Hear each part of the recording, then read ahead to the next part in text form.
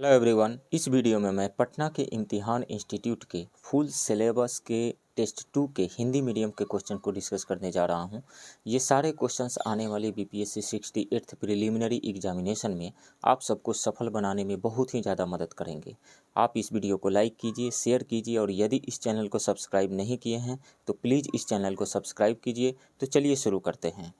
Question number 71। किस आंदोलन के दौरान बलिया और सतारा में समानांतर सरकारें बनी थी? तो भारत छोड़ो आंदोलन के दौरान बनी थी। राइट ऑप्शन सी होगा।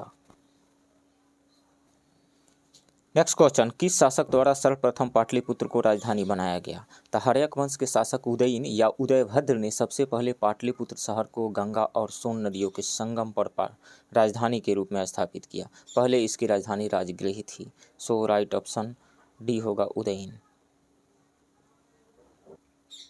नेक्स्ट क्वेश्चन, संथाल परगना में देशोद्धारक दल का गठन किसने किया था? तो लाल हेम्ब्रम ने आज़ाद हिंद फौज के अनुसार संथाल परगना में देशोद्धारक दल का गठन किया था। लाल हेम्ब्रम समाहोड़ आंदोलन के सक्रिय सदस्य थे। सफाहोड़ आंदोलन के सक्रिय सदस्य थे। सफाहोड़ आंदोलन के जनक बाबा भागीरथी माझी थे। इस आंदोलन के आंदोलनकारी सदैव राम नाम जपते थे। सो राइट ऑप्शन बी होगा, लाल हेम्ब्रम। नेक्स्ट क्वेश्चन, महाराजा रणजीत सिंह के साथ 1809 ईस्वी में अमृतसर की संधि किस ब्रिटिश अधिकारी ने हस्ताक्षर किया था? संधि पर किस ब्रिटिश अधिकारी ने हस्ताक्षर किया था?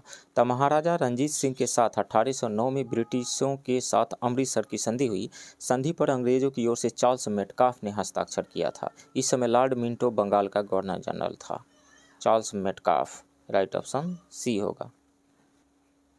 नेक्स्ट क्वेश्चन, पोर्ट ब्लेयर में किस वायसराय की हत्या कर दी गई थी? तो 1872 में पोर्ट ब्लेयर में एक अफगान शेर अली द्वारा वायसराय मेयो की हत्या कर दी गई थी। राइट ऑप्शन ए होगा, लॉर्ड मेयो। पहली जनगणना 1872 में मेयो के समय में ही हुई थी। लॉर्ड मेयो का कार्यकाल 1869 से 72 तक रहा। इसी कार्यकाल में कृषि एवं वाणिज्य विभाग की स्थापना भी की गई थी। नेक्स्ट क्वेश्चन, एक आकाशगंगा के निर्माण की शुरुआत किस गैस से बने विशाल बादल के संचयन से होती है? तो हाइड्रोजन से।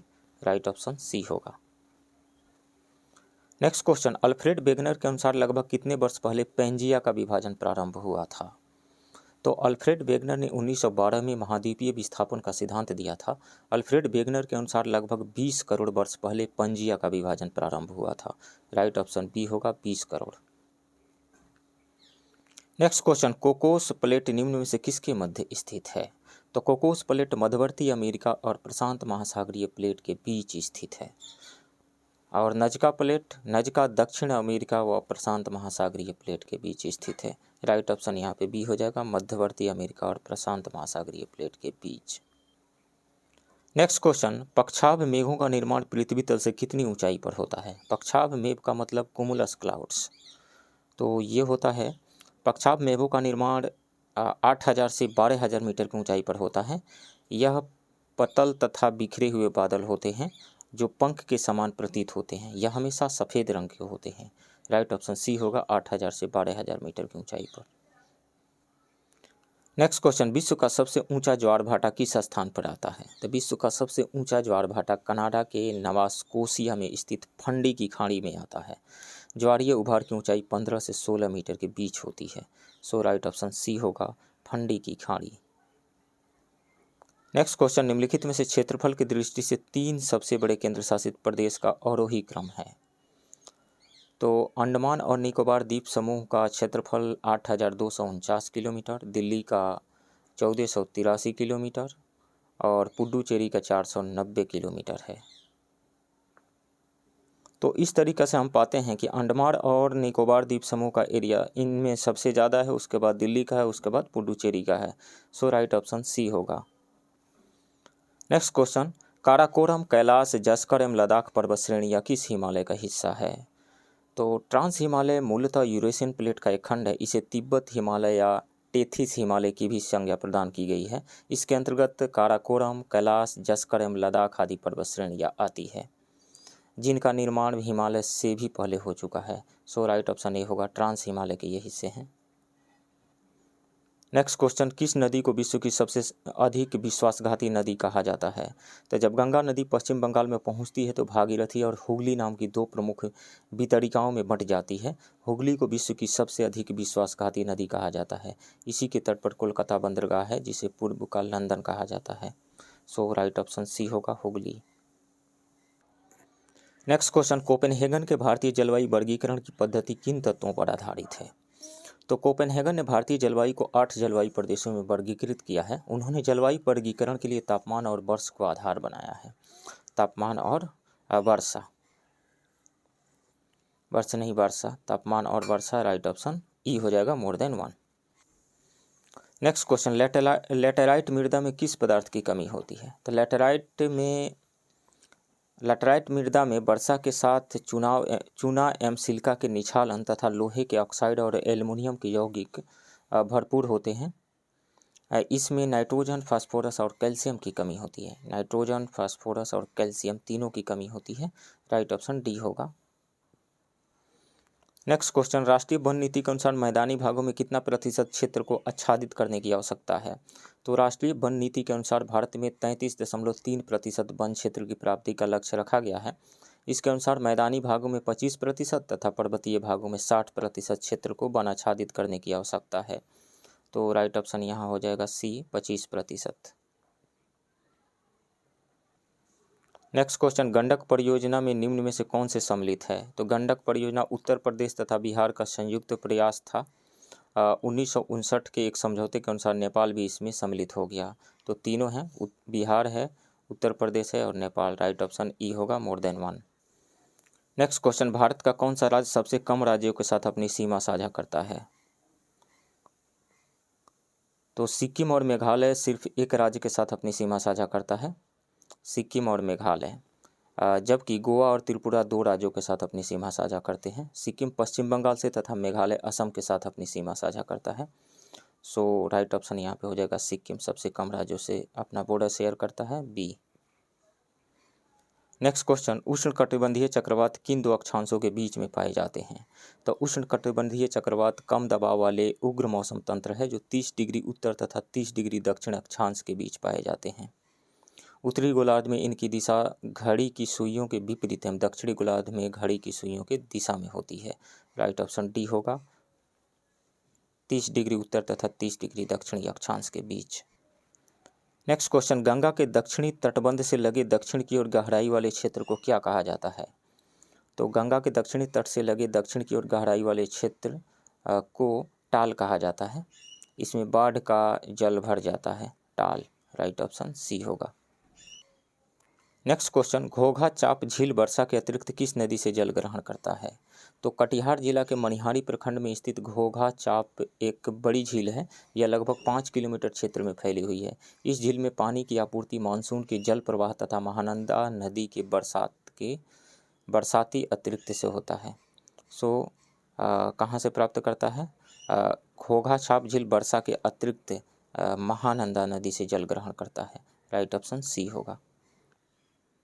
नेक्स्ट क्वेश्चन, 2011 की जनगणना के अनुसार बिहार में पुरुष साक्षरता दर और महिला साक्षरता दर के बीच अंतर कितना है?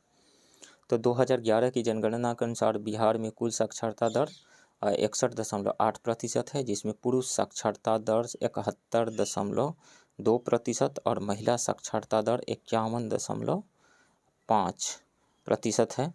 और यदि इनको हम सब्ट्रैक्ट करें तो 12 में से 5 गया 7 और ये बच गया 10 में से 1 गया 9 और ये बचा 6 में से 5 गया 1, 19.7। तो कितना अंतर है? 19.7 का। राइट ऑप्शन डी होगा। नेक्स्ट क्वेश्चन, 2022-23 जेंडर बजट के अनुसार बिहार की कितनी प्रतिशत महिलाओं के पास अपना मोबाइल फ़ोन है? तो 2022-23 के जेंडर बजट के अनुसार बिहार की 51.4% महिलाओं के पास अपना मोबाइल फ़ोन है। राइट ऑप्शन सी होगा। नेक्स्ट क्वेश्चन, गंगा जल आपूर्ति योजना के तहत बिहार के किन जिलों में गंगा का जल पहुंचाया जा चुका है? तो 2 जिलों में ऑलरेडी पहुंचाया जा चुका है, नालंदा और गया, और नवादा में पहुंचाने की योजना है। सो राइट ऑप्शन ई हो जाएगा, मोर देन 1। नेक्स्ट क्वेश्चन, सोन नहर द्वारा निम्नलिखित में से किस जिले में सिंचाई नहीं होता है? तो सोन नहर का निर्माण तत्कालीन ब्रिटिश सरकार ने 1869 से 1874 के बीच में कराया था। प्रारंभ में इस नहर से भोजपुर, रोहतास, बक्सर जिलों में सिंचाई होता था। बाद में पटना, औरंगाबाद, जहानाबाद और अरवल जिले पूर्णतः या अंशतः सिंचाई के लिए सोन पर आश्रित हो गए। सो इसमें से पटना, अरवल, नवादा, इसमें से जहानाबाद, पटना, अरवल और जहानाबाद, पटना, अरवल और जहानाबाद, ये नवादा नहीं, पटना, अरवल और जहानाबाद। राइट ऑप्शन ई हो जाएगा, मोर देन 1। नेक्स्ट क्वेश्चन, पंचायती राज संस्थाओं के लिए सरलीकृत कार्य आधारित लेखा अनुप्रयोग ई ग्राम स्वराज किस वर्ष प्रारंभ किया गया? तो पंचायती राज संस्थाओं में ई गवर्नेंस को मजबूती प्रदान करने के लिए 24 अप्रैल 2020 को राष्ट्रीय पंचायती राज दिवस के अवसर पर पंचायती राज संस्थाओं के लिए सरलीकृत कार्य आधारित लेखा अनुप्रयोग ई ग्राम स्वराज प्रारंभ किया गया था। कब किया गया था? 24 अप्रैल 2020 को। 24 अप्रैल 2020 को। राइट ऑप्शन ए होगा। नेक्स्ट क्वेश्चन, कृषि लागत एवं मूल्य आयोग कितनी फसलों के लिए न्यूनतम समर्थन मूल्य पर परामर्श देता है? तो 23। राइट ऑप्शन डी होगा। एक सामान्य वित्त एवं संतुलित मूल्य ढांचा तैयार करने के उद्देश्य से गठित कृषि लागत एवं मूल्य आयोग का कार्य 23 फसलों के न्यूनतम समर्थन मूल्य पर परामर्श देना है। इसमें 7 खाद्यान्न फसलें हैं, 5 दलहनी, 7 तिलहन, कपास, कच्ची पटसन और गन्ना आदि शामिल है। नेक्स्ट क्वेश्चन, निम्नलिखित में से अक्टूबर 2022 में जारी महारत्न कंपनियों का कौन सा समूह सही नहीं है? तो अक्टूबर 2022 में महारत्न कंपनियों की सूची जारी की गई, जिसमें 12 कंपनियों को शामिल किया गया था। Bharat Electronics Limited, Oil India limited और राष्ट्रीय इस्पात निगम लिमिटेड, ये सारी कंपनियां जो है नवरत्न कंपनियां हैं। नवरत्न कंपनियों की संख्या 12 है। तो भारतीय Ispat Pradhikaran, Bharatiya rail Nigam, Coal India Limited, ये सभी महारत्न कंपनी हैं। GAIL India Limited, Power Grid Corporation of India, Hindustan Petroleum Corporation Limited, ये भी है Maharatna company. Bharat Electronics Limited, Oil India Limited, Rashtriya Ispat निगम लिमिटेड, ये जो है नवरत्न कंपनियां हैं और इनकी भी संख्या 12 ही है। भारतीय ताप विद्युत निगम, तेल एवं प्राकृतिक गैस निगम, ग्रामीण विद्युतीकरण निगम लिमिटेड, ये भी सब महारत्न कंपनियां हैं। तो कौन सी महारत्न नहीं है? Bharat Electronics Limited, Oil India Limited, Rashtriya Ispat निगम लिमिटेड। राइट ऑप्शन सी होगा। नेक्स्ट क्वेश्चन, भारत के आर्थिक विकास का एक ब्लूप्रिंट कहे जाने वाले बॉम्बे प्लान के बारे में निम्नलिखित में से कौन सा कथन सत्य नहीं है? तो 1944 में देश के कुछ अग्रणी उद्योगपतियों ने देश में नियोजित अर्थव्यवस्था चलाने का एक कार्यक्रम प्रस्तुत किया। ये मुंबई प्लान के नाम से जाना जाता है। जवाहरलाल नेहरू ने आधिकारिक तौर पर इस योजना को स्वीकार नहीं किया। इस योजना में सरकार तथा निजी निवेश के द्वारा उद्योगों के विकास पर जोर दिया गया था। तो जवाहरलाल नेहरू ने आधिकारिक तौर पर इस योजना को स्वीकार किया था, नहीं, ये गलत है। इसमें उद्योगों के ऊपर राज्य के स्वामित्व का समर्थन किया गया था। योजना में सरकार तथा निजी निवेश के द्वारा उद्योगों के विकास पर जोर दिया गया था। इसकी रचना कुछ अग्रणी उद्योगपतियों ने की थी। इसमें नियोजन के विचार का पुरजोर समर्थन किया गया था। नियोजित अर्थव्यवस्था चलाने का यह कार्यक्रम था। तो नियोजन तो आ सकता है इसमें मोर देन 1 इनकरेक्ट ऑप्शन आ रहा है। राइट ऑप्शन ई हो जाएगा। नेक्स्ट क्वेश्चन, बिहार सरकार द्वारा शुरू मुख्यमंत्री वृद्धजन पेंशन योजना से संबंधित कौन सा या कौन से कथन सही नहीं है? तो इस योजना की शुरुआत 2019 में हुई थी, ये सही है। इस योजना का लाभ 60 वर्ष या उससे अधिक उम्र वाले सभी वरिष्ठ नागरिकों को मिलेगा। इस योजना के तहत कोई अन्य सामाजिक सुरक्षा पेंशन या सरकारी पेंशन से लाभान्वित नहीं होने वाले 60 वर्ष या उससे अधिक उम्र के वरिष्ठ नागरिक लाभान्वित होंगे। तो इस योजना का लाभ 60 वर्ष या उससे अधिक उम्र वाले सभी वरिष्ठ नागरिकों को नहीं मिलेगा, ये गलत है। 60 से 79 वर्ष उम्र समूह वाले व्यक्तियों को प्रति माह 400 रुपये पेंशन के रूप में मिलेंगे, ये सही है। 80 से अधिक उम्र वाले व्यक्तियों को प्रति माह पेंशन के रूप में 500 रुपये मिलेंगे, ये सही है। बी गलत है इसमें से। राइट ऑप्शन बी होगा। नेक्स्ट क्वेश्चन, रिवर्स माइग्रेशन के संदर्भ में निम्न कथनों पर विचार करें। पिछड़े राज्यों पर अत्यधिक आर्थिक दबाव पड़ेगा, ये सही है। रिवर्स माइग्रेशन के परिणाम स्वरूप अपेक्षाकृत अत्यधिक आर्थिक दबाव पड़ेगा। इन राज्यों में रोजगार का संकट भी उत्पन्न हो जाएगा। श्रम बल की कमी के कारण विकसित राज्यों में आर्थिक विकास की गति कम हो जाएगी, क्योंकि उत्पादन के लिए मजदूरी दर में वृद्धि हो जाएगी। तब पिछड़े राज्यों में रोजगार का संकट उत्पन्न होगा, ये सही है। विकसित राज्यों में आर्थिक विकास की गति तेज होगी, ऐसा कुछ नहीं है। विकसित राज्यों के आर्थिक विकास की गति कम हो जाएगी, तेज नहीं होगी, तो ये गलत है। राइट ऑप्शन कौन सा होगा? 1 और 2 ए। नेक्स्ट क्वेश्चन, जनवरी 2018 में केंद्र सरकार द्वारा जारी चुनावी बॉन्ड योजना के तहत चुनावी बॉन्ड कितनी राशि तक जारी की जाती है? तो 1000 रुपये से लेकर के 1 करोड़ रुपये तक जारी की जाती है। सो राइट ऑप्शन डी होगा। नेक्स्ट क्वेश्चन, निम्नलिखित पंचवर्षीय योजनाएं एवं उसके मॉडल का सही मिलान करें। तो 5वीं पंचवर्षीय योजना, इसका समय कब से कब तक था? 1974 से 1979 तक था। और ये किस मॉडल पे आधारित था? ये डीपी धर मॉडल पे आधारित था। तो 1 का बी हो जाएगा।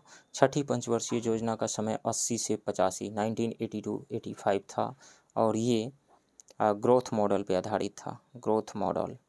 तो 2 का डी हो जाएगा। 7वीं पंचवर्षीय योजना कब से कब तक था? 1985 टू 90 तक था, 1985 टू 90 तक था। और ये किस मॉडल पे आधारित था?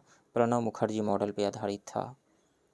C3 का ए हो जाएगा। उसके बाद में 8वीं पंचवर्षीय योजना कब से कब तक था? 1992 टू 97, 1992 से 97 तक था। और किस मॉडल पे आधारित था? जॉन डब्ल्यू मिलर मॉडल पे आधारित था। सो 4 का सी हो जाएगा।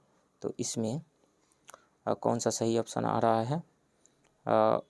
1 का बी, 1 का बी, 2 का डी, 3 का ए एंड 4 का सी। राइट ऑप्शन बी होगा। नेक्स्ट क्वेश्चन, निम्नलिखित में से विश्व बैंक की कौन सी संबद्ध संस्था विश्व के निर्धनतम राष्ट्रों की गरीबी उन्मूलन हेतु सहायता प्रदान करती है? तो अंतर्राष्ट्रीय विकास संघ करती है, और इसकी स्थापना 24 सितंबर 1960 को वाशिंगटन डीसी में की गई थी। यह प्रमुख निर्धन राष्ट्रों को ऋण अनुदान प्रदान करता है। देशों को 20 से 40 वर्षों तक अनुदान राशि प्रदान की जाती है, 20 से 40 वर्षों के लिए, जिसके बदले सदस्य देशों को केवल 0.75% की दर से सेवा शुल्क का भुगतान करना होता है। सो राइट ऑप्शन बी होगा, अंतर्राष्ट्रीय विकास संघ। नेक्स्ट क्वेश्चन, मुद्रा संकुचन वह स्थिति है जिसमें, तो मुद्रा संकुचन वह स्थिति होती है जिसमें मुद्रा का मूल्य बढ़ जाता है, साथ ही साथ वस्तुओं का मूल्य घट जाता है। जब देश का भुगतान संतुलन सकारात्मक हो और विदेशों से स्वयं अथवा पूंजी का निरंतर आयात होने पर भी मुद्रा की मात्रा में न वृद्धि हो, न वस्तुओं के मूल्यों में वृद्धि हो, तो मुद्रा संकुचन की स्थिति बनती है। तो इसमें से मुद्रा का मूल्य घटता है, मुद्रा का मूल्य बढ़ जाता है। मुद्रा के मूल्य में कोई परिवर्तन नहीं होता है, नहीं, मुद्रा का मूल्य बढ़ जाता है और वस्तुओं का मूल्य घट जाता है। तो राइट ऑप्शन ई हो जाएगा, more than 1। Next question, Patna जिले के प्रति व्यक्ति आय और शिवहर जिले के प्रति व्यक्ति आय में वर्ष 2019-20 में कितना अंतर था?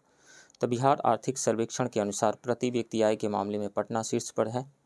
कितना है वहाँ का आय? 1.31 लाख रुपये। और शिवहर का आय कितना है? 0.91 लाख। ये निचले पायदान पे है शिवहर। तो अंतर निकालें तो 1 में से 1 गया 0 और 13 में से 9 गया 4। कितना आ रहा है? सॉरी, डिजिट इंटरचेंज हो गया आपस में। शिवहर का, पटना का 1.31 होता है लाख रुपया, और शिवहर का 0.19 नहीं, 0.19। तो अब यदि हम सब्ट्रैक्ट करें तो 11 में से 9 गया 2 और ये बच गया 2 में से 1 गया 1 और 1.12 लाख रुपये। राइट ऑप्शन सी होगा। नेक्स्ट क्वेश्चन, केंद्रीय बजट 2022-23 के अनुसार महिला एवं बाल विकास मंत्रालय द्वारा महिला शक्ति के महत्व को पहचानते हुए कौन सी योजना नहीं शुरू की गई है? तो मिशन शक्ति ये शुरू की गई है महिला एवं बाल विकास मंत्रालय के द्वारा। ये भी मिशन वात्सल्य पोषण 2.0, सक्षम आंगनबाड़ी, ये सभी योजनाएं जो है ये शुरू की गई है महिला एवं बाल विकास मंत्रालय के द्वारा। सो राइट ऑप्शन ई हो जाएगा। कौन सी योजनाएं शुरू नहीं की गई है, तो नन ऑफ दी अबव हो जाएगा ई। नेक्स्ट क्वेश्चन, केंद्रीय बजट 2022-23 में निम्नलिखित में से रेलवे से संबंधित कौन सा शब्द है, तो वो है कवच। राइट ऑप्शन सी होगा। केंद्रीय बजट 2022 में वर्णित कवच का संबंध रेलवे से है। 2022-23 में कवच तकनीक की मदद से देश में 2000 किलोमीटर का रेलवे नेटवर्क तैयार किया जाना है। यह तकनीक रेल नेटवर्क को सुरक्षित बनाने के साथ उसकी क्षमता को भी बढ़ाएगी। नेक्स्ट क्वेश्चन, आर्थिक सर्वेक्षण 2021-22 के अनुसार बिहार राज्य में बिजली की प्रति व्यक्ति खपत कितनी है, तो बिहार राज्य में बिजली की प्रति व्यक्ति खपत 2014-15 के 203 किलोवाट आवर से बढ़ करके 2020-21 में 350 किलोवाट आवर हो गई है, जो 6 वर्षों में 72.4% की वृद्धि दर्शाता है। सो राइट ऑप्शन हो जाएगा ए 350 kilowatt hour. Next question, Bihar में वर्ष 2020-21 के दौरान द्वितीयक और प्राथमिक क्षेत्र में के कंट्रीब्यूशन में प्रतिशत का अंतर कितना है, तो यदि हम देखें तो प्राइमरी सेक्टर यानी प्राथमिक क्षेत्र का कंट्रीब्यूशन रहा है वो है 19.2%, और सेकेंडरी सेक्टर का कंट्रीब्यूशन है वो 19.5%, और टर्शियरी सेक्टर का कंट्रीब्यूशन है 61.5%, यानी स्टेट जीडीपी में जीएसडीपी में ये कंट्रीब्यूशन रहा। तो अब हमें सेकेंडरी एंड प्राइमरी यानी द्वितीयक एवं प्राथमिक क्षेत्र के कंट्रीब्यूशन का अंतर निकालना है। तो 19.5 में से 19.2 घटा लीजिए, 5 में से 2 घटेगा 3 आएगा, यानी 0.3% आएगा अंतर है primary sector and secondary sector के कंट्रीब्यूशन में जीएसडीपी में। सो राइट ऑप्शन यहाँ पे बी होगा। नेक्स्ट क्वेश्चन, चाल और वेग के संदर्भ में निम्न कथनों पर विचार कीजिए। प्रति इकाई समय में वस्तु के द्वारा तय की गई दूरी उसकी चाल है और प्रति इकाई समय में हुआ विस्थापन उसका वेग है। बिल्कुल सही बात है। चाल और वेग दोनों का मात्रक मीटर प्रति वर्ग सेकंड होता है, नहीं, मीटर प्रति सेकंड होता है। चाहे वो स्पीड हो या फिर वेलोसिटी हो, उसका यूनिट मीटर प्रति सेकंड स्क्वायर नहीं होता है, तो ये तो गलत है। वेग वस्तु की चाल के साथ साथ उसकी दिशा को ही व्यक्त करता है। बिल्कुल, वस्तु की चाल और दिशा दोनों को व्यक्त करता है, क्योंकि वेग यानी वेलोसिटी एक वेक्टर क्वांटिटी है जिसके पास मैग्नीट्यूड है और डायरेक्शन दोनों ही है, जबकि चाल यानी स्पीड एक स्केलर क्वांटिटी है, उसके पास सिर्फ मैग्नीट्यूड है। तो 3 सही है, तो 1 और 3 सही है यहाँ पे। राइट ऑप्शन बी होगा, 1 और 3। नेक्स्ट क्वेश्चन, किसी वस्तु में किसकी उपस्थिति के कारण वह विद्युत का सुचालक बनता है, तो इलेक्ट्रॉन की उपस्थिति के कारण। देखिए, कोई भी मटेरियल इलेक्ट्रिसिटी को कंडक्ट क्यों करता है, तभी करता है जब उसमें फ्री इलेक्ट्रॉन्स होते हैं। फ्री इलेक्ट्रॉन्स ही हैं जो इलेक्ट्रिसिटी को कंडक्ट करवाते हैं। यदि फ्री इलेक्ट्रॉन नहीं है तो इलेक्ट्रिसिटी कंडक्ट नहीं होगा। जैसे मेटल्स हैं, मेटल्स के इलेक्ट्रॉन लूजली बॉन्डेड होते हैं, यानी उनका आयोनाइजेशन पोटेंशियल कम होता है। लूजली बॉन्डेड होने का मतलब ये रहा कि आसपास के वातावरण से, आसपास के एटमॉस्फेयर से, आसपास के इन्वायरमेंट शब्द ज़्यादा सूटेबल होगा, आसपास के इन्वायरमेंट से उतनी हीट एनर्जी इनको मिल जाती है जिससे कि वो अपने ऑर्बिट से बाहर निकल जाते हैं, यानी उनके आयोनाइजेशन पोटेंशियल का वैल्यू काफ़ी कम होता है। तो अब बाहर निकल गए तो फ्री हो गए। जैसे मान लीजिए ये कोई मेटल का रड है, तो इसके इलेक्ट्रॉन उसके ऑर्बिट से बाहर निकल चुके हैं और इसके क्रिस्टल में मूव कर रहे हैं, घूम रहे हैं, और यही इलेक्ट्रिसिटी को कंडक्ट करवाएंगे। और वहीं इंसुलेटर में क्या होता है, उसके इलेक्ट्रॉन्स जो है काफ़ी स्ट्रांगली बॉन्डेड होते हैं, वो अपने ऑर्बिट्स को छोड़ करके बाहर निकल ही नहीं पाते हैं, जिस कारण से इंसुलेटर जैसे लकड़ी हो गया, प्लास्टिक हो गया, रबड़ हो गया, ये सब इलेक्ट्रिसिटी को कंडक्ट नहीं करता है, लेकिन मेटल्स इलेक्ट्रिसिटी को कंडक्ट करते हैं। अब जितने भी मेटल हैं उनमें सबसे ज़्यादा इलेक्ट्रिसिटी का सबसे अच्छा कंडक्टर कौन सा है, तो सबसे अच्छा कंडक्टर होता है चांदी होता है, सिल्वर। राइट ऑप्शन यहाँ पे सी होगा, फ्री इलेक्ट्रॉन के प्रेजेंट की वजह से। नेक्स्ट क्वेश्चन, निम्न में से किस रसायन के कारण पटाखा फूटने पर पीला रंग दिखाई देता है, तो सोडियम नाइट्रेट के कारण आतिशबाजी में पीला रंग दिखाई देता है, सोडियम नाइट्रेट के कारण। यहाँ पे राइट ऑप्शन बी होगा। बेरियम के कारण हरा रंग दिखाई देता है, बेरियम के कारण हरा रंग, और स्ट्रोंशियम के कारण लाल रंग दिखाई देता है। नेक्स्ट क्वेश्चन, निम्नलिखित में से कौन सा दाब का एसआई मात्रक है? तब प्रति इकाई क्षेत्रफल पर लगने वाला बल दाब कहलाता है, यानी force per unit area. Pressure is equal to होता है force per unit area, force per unit area. Force का यूनिट होता है न्यूटन, एरिया का होगा न्यूटन पर मीटर स्क्वायर। तो एक तो प्रेशर का यूनिट हो जाएगा न्यूटन पर मीटर स्क्वायर, और इसी को पास्कल कहा जाता है, ब्लेज पास्कल के सम्मान में, ब्लेज पास्कल के सम्मान में। तो न्यूटन प्रति वर्ग मीटर ये भी होगा एसआई यूनिट, और पास्कल भी होगा। सो राइट ऑप्शन ई हो जाएगा मोर देन 1। नेक्स्ट क्वेश्चन, श्वसन यानी रेस्पिरेशन निम्नलिखित में से कैसी अभिक्रिया है? रेस्पिरेशन, रेस्पिरेशन में क्या होता है? जो कार्बोहाइड्रेट के मॉलिक्यूल्स हैं, ग्लूकोज जो है, ग्लूकोज ये माइटोकॉन्ड्रिया में जाता है, ऑक्सीजन के प्रेजेंस में ऑक्सीजन से रिएक्शन करके किस में बदल जाता है? कार्बन डाइऑक्साइड प्लस वाटर में बदल जाता है। ये माइटोकॉन्ड्रिया में ये रिएक्शन होती है, माइटोकॉन्ड्रिया में, और यहाँ से एनर्जी रिलीज होती है, एनर्जी रिलीज हो रही है। तो देखिए केमिकल रिएक्शन से एनर्जी रिलीज और एब्जॉर्प्शन के बेसिस पे देखें तो केमिकल रिएक्शन दो टाइप के होते हैं। जिस केमिकल रिएक्शन में एनर्जी रिलीज होती है उसको एक्सोथर्मिक रिएक्शन कहा जाता है, एक्सोथर्मिक रिएक्शन, और जिसमें एनर्जी एब्जॉर्ब होती है उसको इंडोथर्मिक रिएक्शन कहा जाता है। तो श्वसन यानी रेस्पिरेशन में एनर्जी रिलीज हो रही है, इसलिए यह एक एक्सोथर्मिक रिएक्शन हुआ, यानी ऊष्माक्षेपी अभिक्रिया हुआ, ऊष्माक्षेपी अभिक्रिया।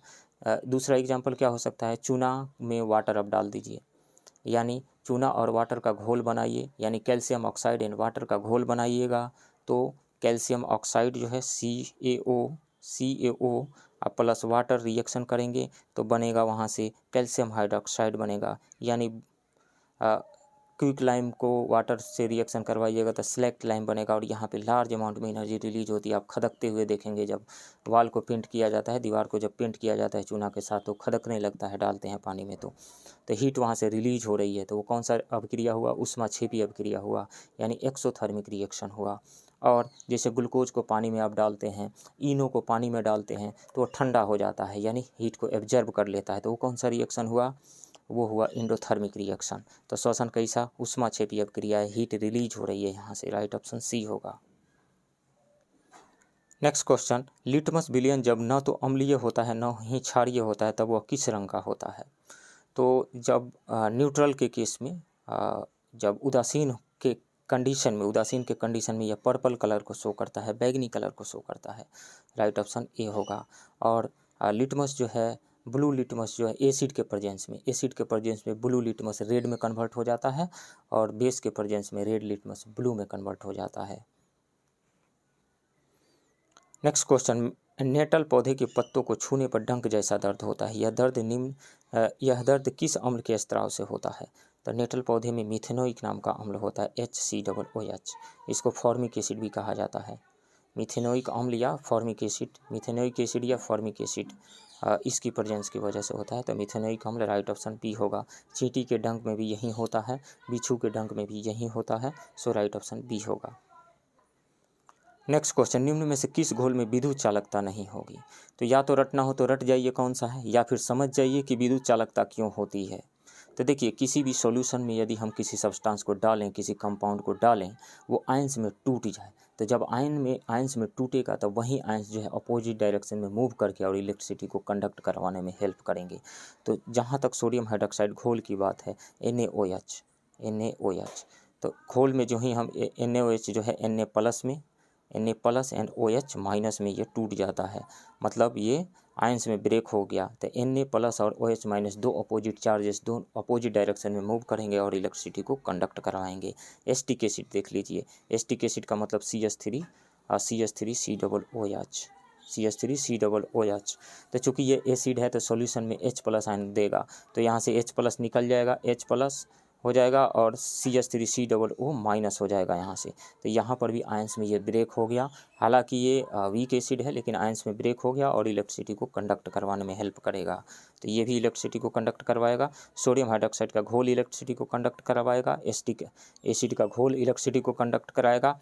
Hydrofluoric acid HF, hydrofluoric acid HF जो है HF ये भी H+ और F- में टूट जाएगा, H और इलेक्ट्रिसिटी को कंडक्ट करवाएगा, तो ये भी सही होगा। ग्लूकोज नहीं टूटेगा, ग्लूकोज C6H12 C6H12O6, इसको जब हम वाटर में डिजोल्व करते हैं तो आयंस में ये टूटता नहीं है, आयंस में नहीं टूटने की वजह से ये इलेक्ट्रिसिटी को कंडक्ट नहीं करवाएगा।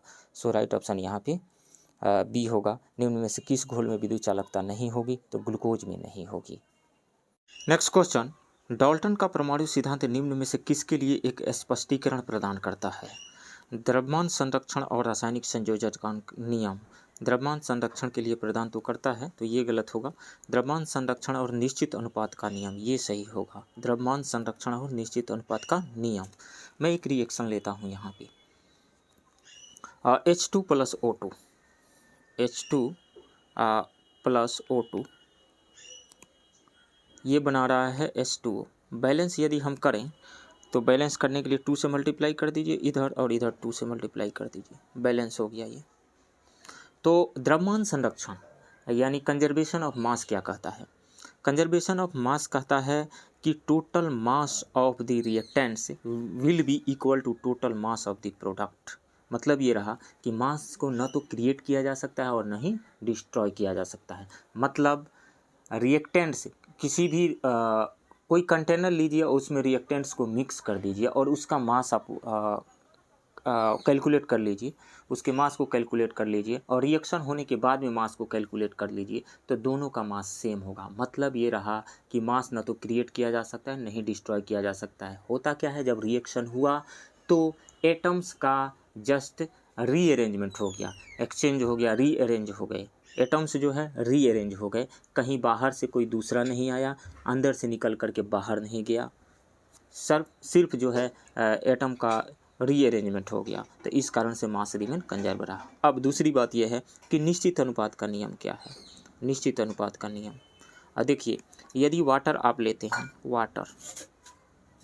वाटर आप लेते हैं तो वाटर में इसका मास कितना होगा? हाइड्रोजन का 2 यूनिट हो जाएगा और 16 हो जाएगा इसका ऑक्सीजन का, तो रेशियो कितना आया? 1:8 आया। इसका मतलब ये रहा कि जब भी हाइड्रोजन एंड ऑक्सीजन कंबाइंड होंगे तो इसी सिंपल रेशियो में कंबाइंड होंगे, यानी इनके मास का अनुपात जो होगा हमेशा 1:8 ही रहेगा। वो वाटर हम रिवर से ले लें या फिर सी वाटर ले लें या फिर किसी नाली से ले लें या फिर ग्राउंड वाटर ले लें, कहीं से भी वाटर लें, वाटर का सोर्स कुछ भी हो, उसमें हाइड्रोजन एंड ऑक्सीजन के मास का अनुपात जो होगा हमेशा निश्चित रहेगा, 1:8 ही रहेगा।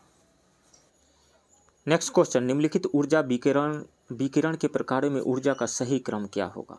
देखिए ऊर्जा उसी विकिरण का ज़्यादा होगा जिसकी फ्रीक्वेंसी ज़्यादा होगी, या यूँ कहें कि वेवलेंथ कम होगा। जैसे ऊर्जा के लिए एनर्जी का फॉर्मूला क्या होता है? या तो आप लिख दीजिए H/ν, लिखिए H/ν, या फिर यहीं इक्वल होगा Hc/λ के, Hc/λ। H क्या है? प्लांक कांस्टेंट है जिसका वैल्यू होता है 6.63 × 10⁻34 होता है। तो एनर्जी का ये फार्मूला होता है। ये क्लियरली हमें बता रहा है कि जिस रेडिएशन की फ्रीक्वेंसी ज़्यादा होगी या यूँ कहें कि वेवलेंथ कम होगा, उसकी एनर्जी सबसे ज़्यादा होगी। तो यदि आप इलेक्ट्रोमैग्नेटिक स्पेक्ट्रम को ध्यान से आप देखें, इलेक्ट्रोमैग्नेटिक स्पेक्ट्रम को, तो यहाँ आता है विजिबल कलर। विजिबल कलर में कहाँ से आता है? मान लीजिए आप 400 नैनोमीटर ले लीजिए, 400 नैनोमीटर से 700 या 750 नैनोमीटर के बीच में विजिबल कलर्स होते हैं। विजिबल के इधर कौन सा हो गया? यहाँ वायलेट है, 400 पे वायलेट है और यहाँ पे रेड है। तो वायलेट से कम जो होगा वो क्या होगा? अल्ट्रा वायलेट होगा, यूवी होगा। और यूवी से इधर है एक्सरे, यूवी से इधर है, लेफ्ट साइड में है एक्सरे। और इंफ्रारेड कहाँ है? रेड से बाहर है, रेड के बाद, यानी वैसा रेडिएशन जिसका वेवलेंथ रेड कलर से ज़्यादा हो, तो ये हो गया इंफ्रारेड। अब देखिए जैसे जैसे आप रेड कलर से, मतलब इंफ्रारेड कलर से इधर लेफ़्ट की ओर बढ़ेंगे, लेफ़्ट की ओर एक्सरे, उसके बाद में गामा रेज वगैरह आएगा, तो फ्रीक्वेंसी बढ़ेगी यानी वेवलेंथ घटेगा। तो मतलब ये रहा, इन चारों में से सबसे कम फ्रीक्वेंसी इंफ्रारेड का है, उससे ज़्यादा आपको विजिबल कलर का है, उससे ज़्यादा अल्ट्रावायलेट का है और उससे ज़्यादा एक्सरे का है। तो इन सबों में सबसे ज़्यादा फ्रीक्वेंसी किसकी है? एक्सरे की है तो इसकी एनर्जी सबसे ज़्यादा होगी, तो एक्सरे की एनर्जी सबसे ज़्यादा होगी। तो ए बी और डी तो कट गया यहाँ से। अब एक्सरे के बाद कौन सा आएगा, अल्ट्रावायलेट रेडिएशन आएगा, यूवी आएगा। उसके बाद कौन सा आएगा, विजुअल कलर्स आएंगे। तो विजुअल कलर कहाँ आ गया, सी में आ गया, तो ए तो ऐसे ही कट गया। उसके बाद इंफ्रारेड, मतलब सबसे ज़्यादा एनर्जी एक्सरे की होगी। उसके बाद नंबर सेकंड पे आएगा अल्ट्रावायलेट, थर्ड पे आएगा विजुअल कलर और फोर्थ पे आएगा इंफ्रारेड, क्योंकि सबसे ज़्यादा फ्रिक्वेंसी इंफ्रारेड एक्सरे की होगी, उससे कम अल्ट्रावायलेट की होगी, उससे कम विजुअल कलर्स की होगी और उससे कम इंफ्रारेड की होगी। राइट ऑप्शन सी होगा। नेक्स्ट क्वेश्चन, ऊष्मा गतिकी का निम्नलिखित में से कौन सा नियम गैस प्रसार की व्याख्या करता है। तो यदि जीरोथ लॉ ऑफ थर्मोडायनेमिक्स हम देखें, शून्यक का नियम, तो ये कहता है कि जैसे कोई ऑब्जेक्ट ए है और ये ऑब्जेक्ट बी है और ये ऑब्जेक्ट सी है, ये आपस में ए और सी आपस में थर्मल इक्विलिब्रियम में है। थर्मल इक्विलिब्रियम मतलब ए और सी का टेम्परेचर सेम है, हीट का एक्सचेंज नहीं हो रहा है। बी और सी जो आपस में थर्मल इक्विलिब्रियम में है, यानी सेम टेम्परेचर पे है बी एंड सी, हीट का एक्सचेंज नहीं हो रहा है, तो ए और बी आपस में थर्मल इक्विलिब्रियम में होंगे। मतलब ए और सी थर्मल इक्विलिब्रियम में है, बी और सी थर्मल इक्विलिब्रियम में है, तो ए और सी जो है थर्मल इक्विलिब्रियम में होंगे। ये है zeroth law of thermodynamics. Zeroth law of thermodynamics temperature को डिफाइन करता है, इस बात को याद रखिए। तो शून्यक लॉ तो होगा नहीं। ऊष्मा गतिकी का जो फर्स्ट लॉ है ये क्या कहता है कि कोई कंटेनर है, मान लीजिए कोई कंटेनर है, यहाँ पर हम हीट सप्लाई कर रहे हैं, क्यू जूल हम या delta Q joule heat supply किया, इस पे पिस्टन लगा हुआ है, इसमें गैस भरी हुई है, तो कुछ तो इस मॉलिक्यूल्स के इंटरनल एनर्जी को बढ़ाने में खर्च हो जाएगा और कुछ एनर्जी इसके पिस्टन को ऊपर उठाने में यानी एक्सटर्नल वर्क करने में खर्च हो जाएगा। मतलब ये रहा कि जो हमने डेल्टा क्यू एनर्जी दिया, इसका कुछ पार्ट इंटरनल एनर्जी यानी डेल्टा यू में खर्च हो जाएगा और कुछ पार्ट जो है इसका एक्सटर्नल वर्क यानी डेल्टा डब्लू में खर्च हो जाएगा। तो हम कह सकते हैं delta Q is equal to delta U plus delta W. ये है फर्स्ट लॉ ऑफ थर्मोडायनेमिक्स, यानी ऊष्मागतिकी का प्रथम नियम। ऊष्मागतिकी का प्रथम नियम जो है ऊर्जा संरक्षण पर आधारित है, कंजर्वेशन ऑफ एनर्जी। कंजर्वेशन ही तो है एनर्जी का। डेल्टा क्यू हीट सप्लाई किया, डेल्टा यू इंटरनल एनर्जी बढ़ाने में खर्च हो गया और डेल्टा डब्ल्यू एक्सटर्नल वर्क करने में खर्च हो गया। तो delta Q is equal to delta U plus delta W, ये ऊर्जा संरक्षण का ही तो सिद्धांत है। ऊष्मागतिकी का दूसरा नियम कहता है कि कोई भी ऐसा मशीन नहीं बनाया जा सकता है जिसमें कि जितना हम एनर्जी सप्लाई करें वो टोटल का टोटल एनर्जी एक्सटर्नल वर्क में कन्वर्ट हो जाए। मतलब डेल्टा क्यू जब हम हीट दे रहे हैं तो ये टोटल का टोटल एनर्जी डेल्टा डब्ल्यू में कन्वर्ट हो जाए। कोई भी मशीन ऐसा नहीं बनाया जा सकता है। मतलब दुनिया में कोई भी ऐसी मशीन नहीं बनाई जा सकती है जिसकी इफ़िशियंसी 100% हो, हमेशा 100% से कम होगी। इफ़िशियंसी 1 नहीं हो सकती है, 1 से कम होगी। यही हमें बताता है ऊष्मागतिकी का जो सेकंड लॉ है, यही हमें गैस के प्रसार की व्याख्या करता है। तो हीट इंजन आप पढ़ेंगे तो इसमें गैस का ही प्रसार होता है, तो ये गैस के प्रसार का व्याख्या करता है। तो राइट ऑप्शन बी हो जाएगा ऊष्मागतिकी का दूसरा नियम। नेक्स्ट क्वेश्चन, परमाणु रिएक्टर में विखंडन की श्रृंखला अभिक्रिया को नियंत्रित रखने के लिए किसकी लंबी छड़ों का उपयोग किया जाता है। तो कैडमियम एंड बोरॉन का रॉड का यूज किया जाता है। इसका काम क्या है देख लीजिए। जैसे यूरेनियम 235 ये है, यूरेनियम यहाँ पे यूरेनियम 235 लिया। जब इस पर स्लो न्यूट्रॉन को आप भेजेंगे तो ये 2 पार्ट में बंट जाएगा, बेरियम एंड क्रिप्टन में बंट जाएगा, टूट जाएगा बेरियम एंड क्रिप्टन में ये टूट गया और यहाँ से 3 न्यूट्रॉन निकल गए। 3 न्यूट्रॉन निकल गए तो ये 3 न्यूक्लियस पे अटैक करेंगे, वहाँ से 3 निकलेंगे तो 9 न्यूक्लियस पे अटैक करेंगे। ये जो रिएक्शन होगा अनकंट्रोल्ड चेन रिएक्शन बनते चला जाएगा। तो इसको अनकंट्रोल्ड नहीं बनाने के लिए हमें क्या करना होगा, इन दोनों को एब्जर्व करवा लेना होगा। एब्जर्व करवाने के लिए क्या किया जाता है, एब्जर्व करवाने के लिए इसी कैडमियम एंड बोरॉन के रॉड को यहाँ पे इंजर्ट कर दिया जाता है और ये क्या करते हैं, इन दोनों को एब्जर्व कर लेंगे, एक को छोड़ा जाएगा, एक न्यूक्लियस पे अटैक करेगा, वो रिएक्शन जो है क्या हो जाएगा, कंट्रोल हो जाएगा। और न्यूक्लियर रिएक्टर में कंट्रोल चेन रिएक्शन का ही यूज किया जाता है एनर्जी जनरेट करने के लिए, टरबाइन घुमा करके और इलेक्ट्रिसिटी जनरेट करने के लिए। तो इसमें से कैडमियम एंड बोरॉन का रॉड होगा right option E more than 1। Next question, निम्नलिखित में कौन सा युग्म सुमेलित नहीं है? तो इथाइल अल्कोहल के रूप में, इथाइल अल्कोहल का यूज कहाँ किया जाता है? मोटर व हवाई जहाज़ों में ईंधन के रूप में, मोटर व हवाई जहाज़ों में ईंधन के रूप में, बिल्कुल। इथेनॉल ब्लेंडिंग ऑफ पेट्रोल, ये भी होता है, और मोटर व हवाई जहाज़ों में ईंधन के रूप में किया जाता है, ये सही है। मिथाइल अल्कोहल का यूज, मिथाइल अल्कोहल का यूज जो है कृत्रिम रंग बनाने में किया जाता है, ये सही है। और ग्लिसरीन का यूज जो है जूतों की पॉलिश करने में किया जाता है, ये भी सही है। पायरीन, पायरीन का यूज जो है आग लगाने में नहीं किया जाता है, पायरीन का यूज आग बुझाने में किया जाता है। दरअसल में पायरीन में कार्बन टेट्राक्लोराइड होता है, CCl4 होता है कार्बन टेट्राक्लोराइड।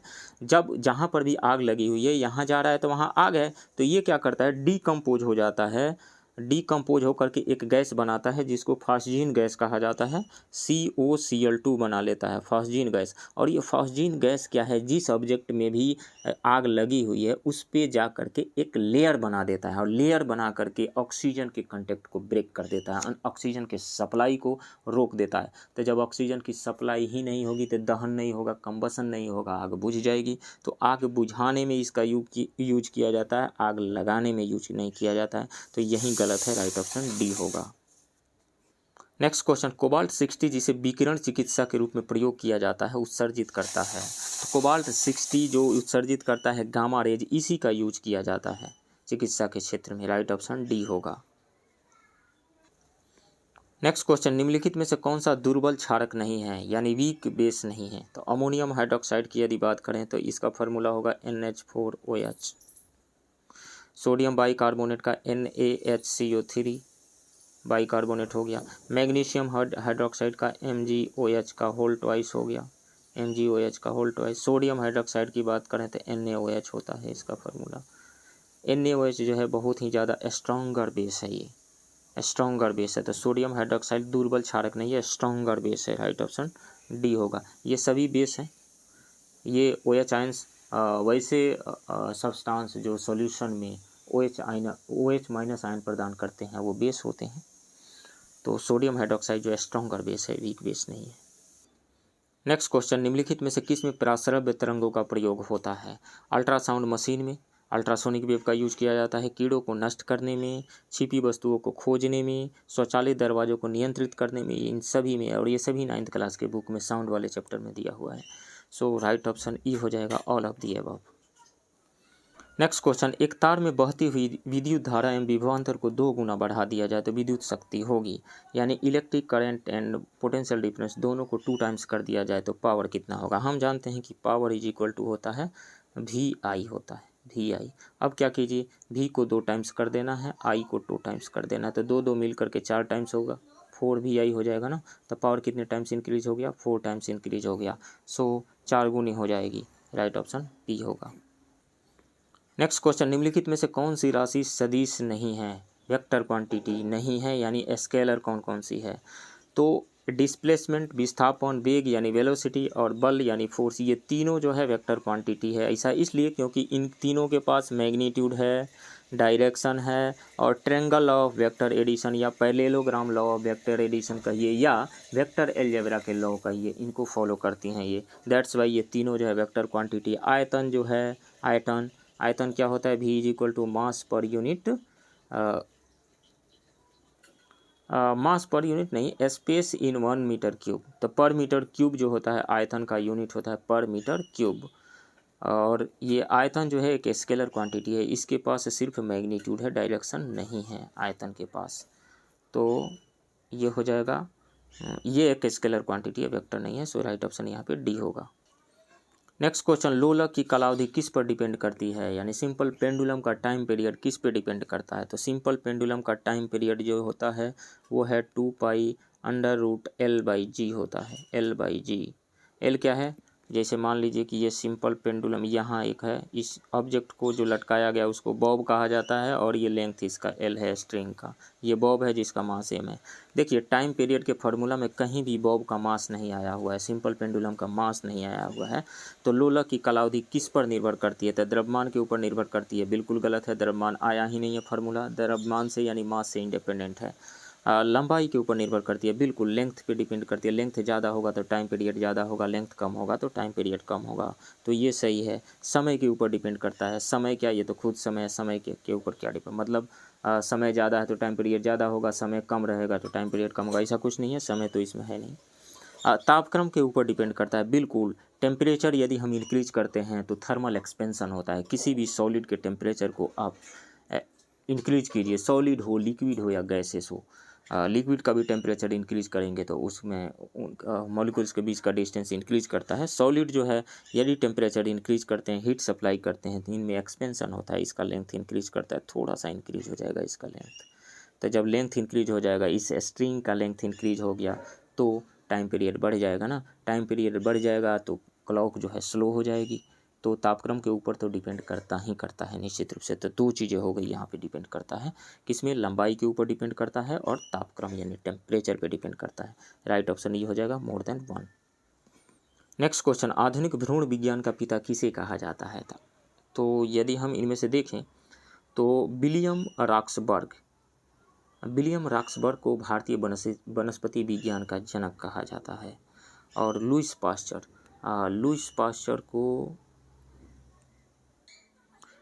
पास्चर सबसे पहले टीका इन्होंने बनाया था, तो हम कह सकते हैं इम्यूनाइजेशन का फादर कह सकते हैं। सो उन्होंने सबसे पहले तो, और यहाँ से फ्रांसिस गाल्टन, इस सोशोलॉजी के भी फादर हैं, सोशोलॉजी के, तो सोशोलॉजी इनसे रिलेटेड है। और वान बेयर जो है, वान बेयर को आधुनिक भ्रूण विज्ञान का जनक कहा जाता है। राइट ऑप्शन सी होगा यहाँ पे। नेक्स्ट क्वेश्चन, माइटोकॉन्ड्रिया के संबंध में असत्य कथन की पहचान करें। इसे कोशिका का शक्ति केंद्र कहा जाता है, power house of the cell, ये सही है। इसे सर्वप्रथम एस.जे. सिंगर ने देखा था, नहीं, सर्वप्रथम इसे फ्लेमिंग ने देखा था। ऑल्टमैन ने इसका नाम बायोप्लास्ट रखा था और बेंडा ने इसे माइटोकॉन्ड्रिया नाम दिया था, तो ये गलत है। माइटोकॉन्ड्रिया जीवाणु एवं नीलहरित शैवालों में अनुपस्थित होता है, माइटोकॉन्ड्रिया, ये सही है। इसमें डीएनए, आरएनए एवं राइबोसोम पाया जाता है, ये भी सही है। सो इसमें से गलत कौन सा है? गलत है बी, राइट ऑप्शन बी होगा। नेक्स्ट क्वेश्चन, इवानोवस्की ने विषाणु की खोज किस पौधे में की थी? तो विषाणु की खोज रूसी वनस्पति विज्ञानी इवानोवस्की ने 1892 में तंबाकू की पत्तियों में मोज़ेक रोग के कारणों की खोज करते समय किया था, तो तंबाकू होगा, right option B. Next question, Karl Landsteiner और वीनर ने रिसस बंदर में किस तत्व का पता लगाया था? तो 1940 में कार्ल लैंडस्टीनर और वीनर ने रुधिर में एक प्रकार के एंटीजन का पता लगाया। उन्होंने रिसस बंदर में इस तत्व का पता लगाया, इसलिए इसे RH तत्व कहा जाता है। जिन व्यक्तियों में यह तत्व पाया जाता है उसे RH सहित कहा जाता है, और जिनमें यह तत्व नहीं पाया जाता उन्हें RH रहित कहा जाता है। रक्त का लेन देन करते समय RH फैक्टर की जाँच आवश्यक होती है। नेक्स्ट क्वेश्चन, वर्णांधता के संबंध में असत्य कथन की पहचान करें। इसे रोग से ग्रस्त व्यक्ति लाल एवं हरा रंग नहीं पहचान पाता है, बिल्कुल ये सही है। यह एक आनुवंशिक रोग है, बिल्कुल जेनेटिक डिसऑर्डर है, ये सही है। स्त्रियां इस रोग से तभी प्रभावित होती है जब उनके दोनों गुणसूत्र प्रभावित होते हैं। वर्णांधता की स्थिति में पुरुषों में भी दोनों गुणसूत्र का प्रभावित होना आवश्यक है। तो स्त्रियां इस रोग से तभी प्रभावित होती है जब उनके दोनों गुणसूत्र प्रभावित होते हैं, बिल्कुल ये सही है। वर्णांधता की स्थिति में पुरुषों में भी दोनों गुणसूत्र का प्रभावित होना आवश्यक है, नहीं, ऐसा नहीं है। पुरुषों में वर्णांधता इसीलिए होता है क्योंकि इसमें ओनली 1 X क्रोमोजोम है, ओनली 1 X क्रोमोजोम के होने की वजह से ये पुरुषों में पाया जाता है। महिलाओं में 2 X क्रोमोजोम्स होते हैं, इस कारण से उनमें नहीं पाया जाता है। महिलाओं में कोई भी महिला अपने मायके से लेकर के आती है और अपने बेटे में ट्रांसफ़र कर देती है, बेटी को नहीं देती है, क्योंकि बेटी में डबल X क्रोमोजोम है और बेटा में XY क्रोमोजोम है। तो इसमें से डी गलत है, राइट ऑप्शन डी होगा। नेक्स्ट क्वेश्चन, निम्नलिखित में से कौन सा हार्मोन एक नर हार्मोन है? तो रिलैक्सिन नर हार्मोन नहीं है, प्रोजेस्टेरॉन भी नहीं है, एस्ट्रोजन भी नहीं है, हाँ एंड्रोजन जो है ये है नर हार्मोन। और इसकी वजह से द्वितीयक लैंगिक लक्षण प्रकट होते हैं, जैसे दाढ़ी मूंछ का आना, आवाज़ भारी हो जाना, आक्रामकता आना, विचार में आक्रामकता आना, तो ये सारी चीज़ें आती है। सो राइट ऑप्शन यहाँ पे डी होगा। नेक्स्ट क्वेश्चन, पति के संबंध में निम्न में से असत्य कथन की पहचान करें। पति को तने का चपटा एवं पार्श्व उभार माना जाता है, ये सही है। क्लोरोफिल के कारण पत्तियों का रंग हरा होता है, ये भी सही है। प्रकाश संश्लेषण की क्रिया क्लोरोप्लास्ट में संपन्न होती है, ये भी सही है। पत्ती के मुख्यतः दो भाग पर्णवृत्त एवं पर्णदल होते हैं। पत्ती के मुख्यतः तीन भाग होते हैं, पर्णधार यानी लीफ बेस, पर्णवृत्त यानी पेटाइल और पर्णदत्त यानी लेमिना, तीन होते हैं। तो दो दिया हुआ है इसलिए ये गलत है। सो राइट ऑप्शन डी होगा, यही असत्य कथन है। नेक्स्ट क्वेश्चन, निम्नलिखित में से कौन सही सुमेलित नहीं है? तो सेव पोम ये सही सुमेलित है, अमरूद बेरी ये भी सही है, आम जो है ये भी सही सुमेलित है, केला पीपो ये गलत सुमेलित है। केला एक बेरी है, इसका खाया जाने वाला मध्य भाग एवं अंतः कलाभिति होता है, तो ये गलत है। तरबूज एक पीपो प्रकार का फल है, इसका खाया जाने वाला भाग मध्य एवं अंतः फल भीति होता है, तो केला जो है एक बेरी है न कि पीपो। राइट ऑप्शन यही हो जाएगा, यही गलत है। नेक्स्ट क्वेश्चन, प्रकाश संश्लेषण की दर सबसे कम किस प्रकाश में होती है? तो देखिए, उसी प्रकाश के प्रेजेंस में प्रकाश संश्लेषण की दर ज़्यादा होगी जो प्रकाश क्लोरोफिल पिगमेंट को ज़्यादा एक्साइट करेगा। तो रेड कलर ज़्यादा एक्साइट करता है क्लोरोफिल पिगमेंट को, और वायलेट कलर कम एक्साइट करता है। इस कारण से रेड कलर में फोटोसिंथेसिस का रेट ज़्यादा रहता है और वायलेट कलर में फोटोसिंथेसिस का रेट कम रहता है। तो बैगनी हो जाएगा यहाँ पे। Right option C, violet colour में सबसे कम होगा फोटोसिंथेसिस का रेट। नेक्स्ट क्वेश्चन, विस्थापन के संदर्भ में असत्य कथन की पहचान करें। किसी वस्तु की अंतिम स्थिति और प्रारंभिक स्थिति के बीच की न्यूनतम दूरी को विस्थापन कहा जाता है। बिल्कुल, मान लीजिए एक चींटी है, यहाँ से चलना शुरू किया यहाँ आकर के और यहाँ आकर के रुकी हुई है, तो इन दोनों ए से चली और बी तक पहुँच गई है, तो या इन दोनों के बीच में जो शॉर्टेस्ट डिस्टेंस है वहीं विस्थापन यानी डिस्प्लेसमेंट हुआ। डिस्प्लेसमेंट का मतलब होता है फाइनल पोजीशन और इनिशियल पोजीशन के बीच का जो डिस्टेंस है वो है, तो ये सही है। विस्थापन अदिश राशि है, बिल्कुल नहीं, विस्थापन एक सदिश राशि है, एक वेक्टर क्वांटिटी है, इसके पास मैग्नीट्यूड भी होता है और डायरेक्शन भी होता है और ट्रायंगल लॉ को फॉलो भी करती है, इसलिए ये गलत है।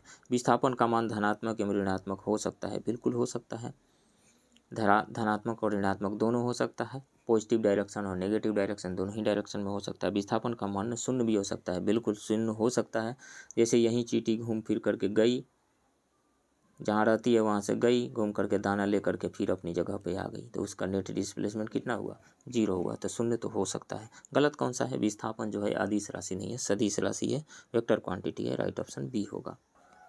नेक्स्ट क्वेश्चन, सभी जैव यौगिकों में सर्वाधिक आवश्यक मूल तत्व निम्नलिखित में से क्या है? कार्बन होता है।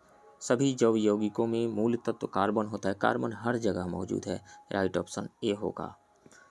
जितने पीरियोडिक टेबल में देखें तो 118 के आसपास में जितने भी एलिमेंट्स उसमें पाए गए हैं, जो भी हो 118 या उससे ज़्यादा जो भी एलिमेंट है, वो सभी मिल करके जितने कंपाउंड नहीं बनाते हैं, अकेले उनसे कई गुना ज़्यादा कार्बन कंपाउंड बनाता है। ऐसा इसलिए कि कार्बन अपने से सिंगल बॉन्ड बना सकता है, अपने से डबल बॉन्ड बना सकता है, अपने किसी अदर कार्बन एटम से ट्रिपल बॉन्ड बना सकता है। इसके अलावा किसी और के साथ, किसी और अदर एलिमेंट के साथ सिंगल बॉन्ड बना सकता है, डबल बॉन्ड बना सकता है, ट्रिपल बॉन्ड बना सकता है। इस कारण से ये सबसे ज़्यादा कंपाउंड बनाता है, हर जगह मौजूद रहता है। इस प्रॉपर्टी को catenation property of the carbon कहा जाता है। राइट ऑप्शन यहाँ पे ए होगा। तो फ्रेंड्स, ये रहा पटना के इम्तिहान इंस्टीट्यूट के टेस्ट 2 के हिंदी मीडियम के क्वेश्चन का डिस्कशन। आप बने रहिए इस चैनल के साथ। मिलते हैं किसी दूसरे वीडियो में, तब तक के लिए थैंक यू वेरी मच।